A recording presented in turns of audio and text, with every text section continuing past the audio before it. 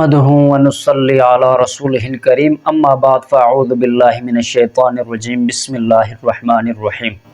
چونکہ آج کل گرمیوں کے ایام چل رہے ہیں، ملک پاکستان کے اکثر علاقوں میں اس وقت جو ہے شدید قسم کی گرمی جو ہے وہ پڑ رہی ہے۔ اللہ رب الجلال ہم سب کے حال پر رحم فرمائے۔ چونکہ گرمی اور سردی کا تعلق جو ہے یہ حدیث کا مفہوم ہے، اور مفسرین نے لکھا ہوا ہے کہ یہ جہنم کے جو ہے لہریں ہیں۔ سردیوں میں مطلب جہنم جو ہے دو مرتبہ سانس لیتی ہے، ایک جب وہ ایک سانس لیتی ہے گرمیوں میں تو وہ اس کی تپش کی وجہ سے گرمی پڑ جاتی ہے، ایک سردیوں میں تو اس کے سانس لینے کی وجہ سے جو ہے ٹھنڈ جو ہے سردی جو ہے وہ پڑنے لگتی ہے۔ تو اللہ رب الجلال ہمیں اس آزمائش میں ہمیں کامیاب فرمائے اور ہمیں صبر کرنے کی توفیق عطا فرمائے۔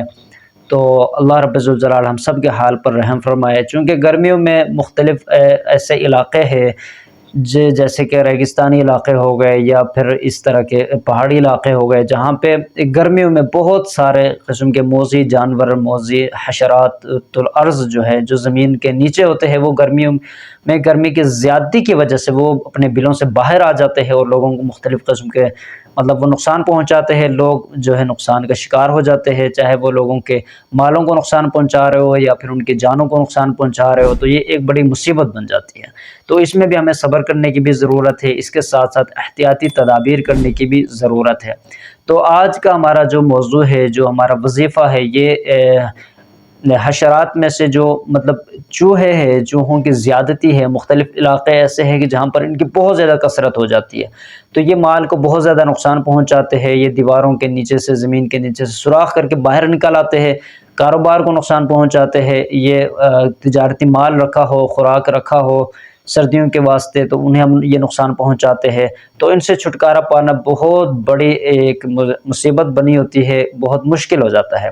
تو اس کے لیے مختلف قسم کے تدابیر اپنائے جاتے ہیں، مختلف قسم کے دوائیاں جو ہے وہ رکھی جاتی ہے، اور مختلف قسم کی مشینیں استعمال ہوتی ہے انہیں ختم کرنے کے لیے، انہیں دور کرنے کے لیے۔ تو اکثر یہ دیکھا بھی گیا ہے اور سنا بھی گیا ہے، 100 میں سے 80% جو اس میں ناکامی ہو جاتی ہے، چونکہ یہ مال کو نقصان پہنچاتے ہیں۔ اگر کچھ مر بھی جاتے ہیں لیکن ان کی نسلیں اتنی زیادہ ہوتی ہے کہ وہ ختم نہیں ہوتی، بلکہ وہ بار بار آتے ہیں، بار بار حملہ آور ہو جاتے ہیں، بار بار گھروں میں گھس آتے ہیں، تو یہ ان کی وجہ سے بہت بڑی پریشانی ہو جاتی ہے۔ تو آج آپ کے سامنے ایک وظیفہ اسی کے حوالے سے لے کر حاضر ہوئے ہیں۔ انشاءاللہ تعالی آپ اس وظیفے کے اوپر عمل کریں گے۔ مٹی کے اوپر آپ یہ دم کریں گے، چاہے گھر کی مٹی ہو یا باہر کی مٹی ہو، مٹی کے اوپر دم کر کے ان جگہوں میں یا ان کے بلوں کے آس پاس یا جن کمروں میں یا جن محلوں میں یا جن کاروباری جو جگہ ہے وہاں پر ان کی کثرت ہو، جہاں پر یہ بہت زیادہ آتے ہو، ان جگہوں میں آپ یہ مٹی ڈال دیں گے، تو انشاءاللہ تعالی کبھی دوبارہ چوہا اس جگہ پر آنے کی کوشش نہیں کرے گا، اور نہ وہاں پر وہ کبھی آئے گا، بلکہ وہاں سے ہمیشہ ہمیشہ کے لیے چلا جائے گا، دور ہو جائے گا، آپ کی انشاءاللہ تعالی آپ کی جان چھوٹ جائے گی۔ تو وظیفہ بتانے سے پہلے گزارش ہے آپ چینل کو ضرور سبسکرائب کریں، تاکہ ہماری طرف سے اس طرح کے وظائف جو اپلوڈ ہوتے ہیں وہ بر وقت آپ کو مل سکے۔ اس کے علاوہ اگر آپ کا کوئی خاص مسئلہ ہے، مقصد ہے، آپ پوچھنا چاہتے ہیں، کوئی وظیفہ لینا چاہتے ہیں کسی بھی حوالے سے، چاہے بیماری کے حوالے سے ہو، چاہے کاروبار کے حوالے سے ہو، کسی بھی مقصد کے لیے، آپ ہمارا واٹس ایپ نمبر دیا ہوا ہے، آپ رابطہ کر سکتے ہیں۔ انشاءاللہ تعالی آپ کی بہتر رہنمائی کی جائے گی۔ آپ نے عمل کون سا کرنا ہے؟ آپ نے 3 مرتبہ منزل کی تلاوت کرنی ہوگی۔ منزل کی تلاوت آپ 3 مرتبہ کریں گے۔ منزل آپ کون سی والی جو ہے وہ پڑھیں گے، وہ آپ رابطہ کریں، واٹس ایپ کے اوپر آپ کو بتا دیا جائے گا۔ جو منزل عام ہے، جسے عام گھروں میں جو پڑھی جاتی ہے منزل، وہی ہے، آپ اس کی 3 مرتبہ تلاوت کریں گے، پورے منزل کی 3 مرتبہ تلاوت۔ اس کے بعد 41 مرتبہ 41 مرتبہ آپ سورہ فاتحہ پڑھیں گے۔ سورہ فاتحہ بسم اللہ کے ساتھ پڑھیں گے۔